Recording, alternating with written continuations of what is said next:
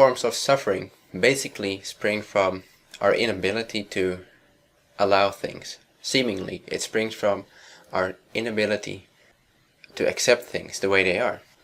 There is no struggle, there is no suffering if there is no argument. If I do not argue with whatever is here right now, whatever the situation is right now, then I have nothing to fear, I have no suffering. There is no, if I want what's here right now, if I'm okay with that completely, then suffering can't exist, can it? Now this is probably nothing new for you, but the myth is, or the misconception is, that we have to do this allowance, we have to do this acceptance, we have to create it, we have to cultivate it. But if I consciously decide to allow a situation, because seemingly we all are telling you that it's perfect, right?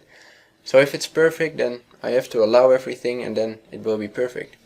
But if I undertake the act of allowing, then that's just another way of denying that the moment just before I started to allow it, that it wasn't perfectly fine. So the non-allowance of the situation should also be perfect, if everything is perfect. If life is however it is, then even the practice of allowance is kind of a tricky business, because it's in itself it's a denial of perfection. So then, what to do, right? I have a suggestion. That is, instead of trying to become allowance, instead of trying to become somebody who accepts everything, notice how your very nature itself is allowance already. So don't try to create allowance. Instead, see that something is already allowing everything, or else it wouldn't exist. And you could call it many names, you could call it love, you could call it God, if you will, you could call it the source, you could call it life, you could call it awareness. But the fact of the matter is that the very fact that something arises proves irrefutably that you are the allowance of the appearance. You are the allowance of whatever is here, or else it wouldn't be here. It wouldn't appear. So there is already an allowance, because it's here. If an emotion arises, a really strong emotion, then I can say, oh, this is wrong. Oh, wait, I can't say it's wrong, I have to accept it. So now I'm going to accept it. I love you, fear, I love you. It can work sometimes, it can initiate that openness to what's already here. But for most people this just keeps being this nasty cycle of struggle. So instead, why not simply see that everything is already allowed to be as it is? Your very nature as awareness embraces everything, every perception within itself, without preference, without argument. There is no existential argument anywhere. Nothing is in conflict with anything else. You, what you are, meaning your nature. And if I say your nature, I don't mean everything you can think of or do or act upon or enact or express, but your nature must be your nature.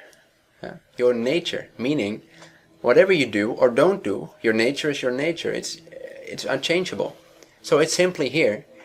And every experience you're having is confirmation, is proof, is evidence of the fact that it's allowed to be already. So there's the awareness here which doesn't make any argument with anything, with nothing whatsoever.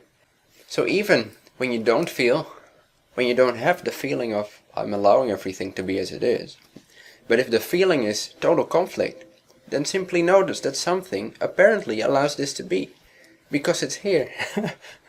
And there's nothing that ever escapes this allowance. The great allowance is already perfectly the case. We can simply confirm this to ourselves. It's really a game of confirming to ourselves what's already true, in order to recognize freedom in our own experience. That's all. That's all this entire game is about.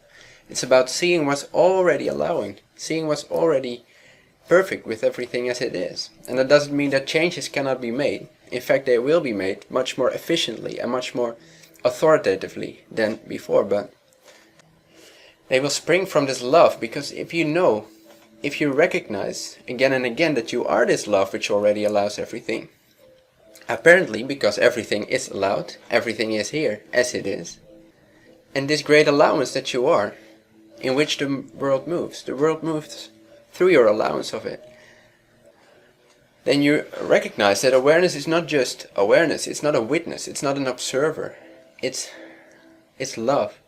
It's complete and total self-love. And by self-love I don't mean the narcissistic kind of love. It's not a personality who's in love with itself. It includes that too. But self-love means that life itself, or love itself, loves itself in all its forms. It allows itself to be. The allowance is already the case, so don't try to become allowance. Don't try to cultivate allowance, because that will just be another state of mind. And then there will still be a sense of separation all the time. Because as soon as an emotion arises, it's this cultivated attitude of, oh, I'm going to allow it. And even if it creates some sense of peace, which is fine, but if it can't, if it's not seen and known that the allowance is already always the case, that you are the allowance, then there will always be this sense of separation, which too is included by the allowance, or else it could not be here. So the very fact that I'm speaking to you right now, the very fact that you're listening to me, the very fact that you're having this experience, whatever emotion or thought or idea may arise, it doesn't matter, because it's allowed already. It's forgiven already. There is no sin. There is no mistake. There is no wrongdoing. And from this knowing, from this recognizing that allowance is already the case, there is a love. There is a love with all things, and there's no fear to engage in life. There's no fear to be with people. There's no fear to help out. It's not like, oh, now I'm awareness, everything is perfect already, everything is allowed, so why should we change anything? No, let's create peace on this planet. Why not? Huh? It's possible.